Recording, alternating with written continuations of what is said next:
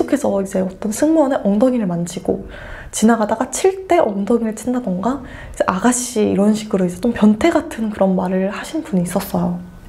여러분 안녕하세요. 면접의 참견입니다. 네, 오늘은 승무원 성추행설에 대해서 이야기해볼 건데 제 채널을 구독해주시는 분들이 승무원 준비생인 것을 고려해서 좀 나쁜 얘기를 안 하려고 했어요. 근데 준비하는 여러분들이니까 더 정확하게 아셔야 된다고 생각을 합니다. 여러분들이 이런 현실적인 단점도 알아야 나중에 입사를 했을 때 현타도 좀 덜 오고 더 오래 근무할 수 있을 거예요. 비행 중 그런 일들을 좀 많이 보는 편은 아니에요. 아무래도 복도가 좁기 때문에 이제 지나가다가 실수로 치는 경우도 있어요. 이러시면 안 된다 이렇게 얘기했을 때 아 몰랐다 죄송합니다 이런 식으로 얘기하면 네 거기서 보통은 끝나요. 문제는 말을 했음에도 불구하고 계속해서 한다던가 사과를 안 하시는 경우에는 경찰까지 인계가 될 수 있다는 점. 저는 제가 직접 경찰 인계를 했었었는데요. 이 피해자가 저는 아니었습니다. 같이 비행했던 승무원 중 한 명이었어요. 어디로 가는 비행이었는지 잘 기억은 안 나는데 어떤 할아버지께서, 심지어 할아버지입니다. 정말 겉으로 보기에는 너무 멀쩡한 혼자 타신 할아버지께서 계속해서 이제 어떤 승무원의 엉덩이를 만지고 지나가다가 칠 때 엉덩이를 친다던가 이제 아가씨 이런 식으로 이제 좀 변태 같은 그런 말을 하신 분이 있었어요. 그 승무원은 승객에게 정말 친절하게 부르실 때 저를 만지지 마시고 옆에 있는 승무원 콜 버튼을 눌러주세요. 이런 식으로 이제 정확하게 얘기를 하셨다고 합니다.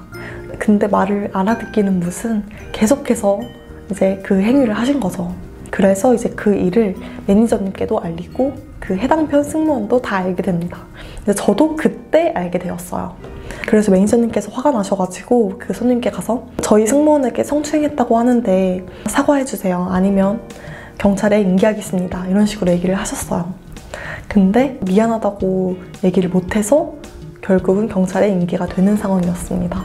하필이면 그분이 제 점씨 바로 대각선에 앉아 계신 분이어가지고 저랑 너무 눈이 많이 마주쳤어요. 기분이 나쁘더라고요, 괜히. 보기에는 너무너무 멀쩡하신 분인데 이제 그런 말과 그런 나쁜 손을 했다고 하니까 아 정말 소름 돋았어요. 아까 말씀드렸다시피 그분이랑 저랑 가장 가까이 있어가지고 이제 제가 모셨습니다. 경찰 분께. 따라오시죠 하니까 정말 순순히 따라오시더라고요. 그냥 좀 허탈한 표정을 지으면서. 경찰에게 인계가 된 이후에는 어떤 벌을 받았는지는 모르겠네요. 그럼 경찰 인계는 어떻게 되냐 좀 궁금하실 수도 있을 것 같아요. 이제 비행 중 이런 일들이 있으면 도착지 공항에 이제 연락을 해서 경찰분이 먼저 이제 와 있게 합니다. 그러면 이제 자연스럽게 내리자마자 바로 인계가 되는 그런 구조예요. 범죄자 이야기를 하니까 또 생각이 난 건데 비행기를 타다 보면 굉장히 범죄자 운송도 많이 합니다. 이게 네, 세계적으로 범죄자가 있나 봐요. 중국인이 한국에 와서 뭔가 범죄를 저지른 경우 다시 중국으로 돌아간다던가 이런 범죄자가 같은 비행기에 있는지는 승객에게는 비밀입니다. 괜히 이제 좀 공포감을 조성시킬 수도 있기 때문에 옆에 경호원분이랑 같이 승객이 타기 전에 먼저 탑승하고 계시다가 승객이 다 하기한 후에 그 다음에 이제 마지막으로 경찰께 갑니다.